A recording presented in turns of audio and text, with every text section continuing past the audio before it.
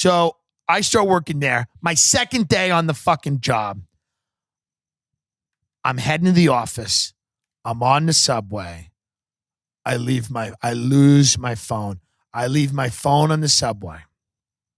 Fuck. So now I'm fucked. I get back to my apartment at the end of the day. Because now I'm getting all my company emails on my phone. I'm getting my calls from my clients on my phone. I sold like 2 copiers in a year, 2 hedge funds, 1 big office on Park Avenue that had like 2 lawyers in it. And the rent was like $100,000 a month. And these 2 lawyers were like, whales of lawyers. Big, I don't mean fat. I mean like they had a lot of money. Big client list. Serious, And I would walk into these places. I had one jacket. My father got me a jacket that was covered in bird shit and had holes in it that he found. He literally found it and then just gave it to me. My father's like lack of giving a shit is, I can only admire it now because it is hilarious. Like my friend Melanie was shocked. She was like, I cannot believe your father gave you this jacket. My father was like, I found an old jacket of mine, son. It's yours. It had holes in it and bird shit that he like found. It was like, it had mothballs. It was like rotting after Sandy, and he just gave it to me. So I didn't have any money. I had no money. So I was like walking into these offices in this shit jacket. And Al was so embarrassed. I was like, you got to get another jacket. He's like, this, you got to look the part. I'm like, I know, Al. So I leave the phone on and I'm like, I get home. I'm sweating. I'm nervous. I have anxiety. I'm insane. I'm like, Melanie, I fucking get my roommate. My roommate gives me her phone. I go, Melanie, I'm coming to Long Island. We got to figure this out. So I come out to Long Island. We go to my friend Joe Munster's house, who I've talked about 1,000,000 times. Melanie goes, there's this thing called Find My Phone on your iPhone. She goes, I don't know if it'll work, but if your phone is still on, it'll register where your phone is. So I'm like, okay. So I go back. I'm smoking cig after cig. My hair is matted with sweat. Melanie is, let's just say not a looker. She has an interesting look. It's interesting. She looks like a hippie from Woodstock. She wears like overalls and like Ked shoes. And she has like a big straw hat, right? Total grifter vagabond type of look. I am in a coat covered in bird shit with holes on it, with my hair's matted with sweat, and I'm smoking cigarettes, and everything is bad. Go to my friend Joe's house. We go and Find My Phone, and we go, oh my God, it's live, it's on, and it's in a fucking nice area. She's like, a fucking rich kid stole your phone. I said, fuck. A rich fuck stole my phone. I look at her and she goes, oldest story in the book. This is, by the way, you have to realize everyone I know is completely full of shit. Do you understand what I mean? Like every person that I've ever in my life met is completely full, meaning that nobody has ever said the words, I don't know, or let's wait, or let's withhold. Like everybody's just, here's the way it happened. I see it as clear as day, me included. So Melanie goes, this rich fuck stole your phone and we're going to go get it back because it's a rich kid piece of shit and he stole your phone and he's going to panic when we show up at his house and his parents. It's going to be a whole big thing. But I said, Melanie, you're a goddamn genius. So we get in the car and we head there. And Melanie's like, I can't believe it. Why would he steal it? And I'm like, well, because it's the thrill. And she goes, you're right. I'm like, they just want to steal, these rich fucks. That thrill. They get high. It's an endorphin rush. And I'm like, he probably didn't shut it off because he's an idiot. She goes, okay. She goes, but here's what we should do. She goes, we should call the police and have the police ready because otherwise, if we're trespassing or we go on a property that we're not supposed to go on, we're fucked. Like, we're in trouble because this is a nice area, right? I'm like, that's a good point, Melanie. I have a suspended license. I'm like, if they look me up, they could bag me. So she goes, we got to get ahead of it. Get ahead of our own cancellation. Call the police. Explain to them that this rich kid stole your phone. We have no proof, by the way. No proof.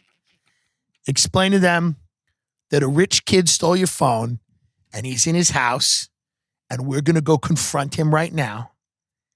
And we just want, that's what we're doing here in this neighborhood. Okay? Now, so we go to the cop. We call the police. The police pull up. They think they're there to arrest us because we're in an old Volvo. Old. We both look like hammered shit. As that guy in Blade said that, I look like hammered shit. That old guy, Blade 3. Watch it. Great film. The cops go, what's the problem? I go, officer, I was robbed today by the man who lives in that house.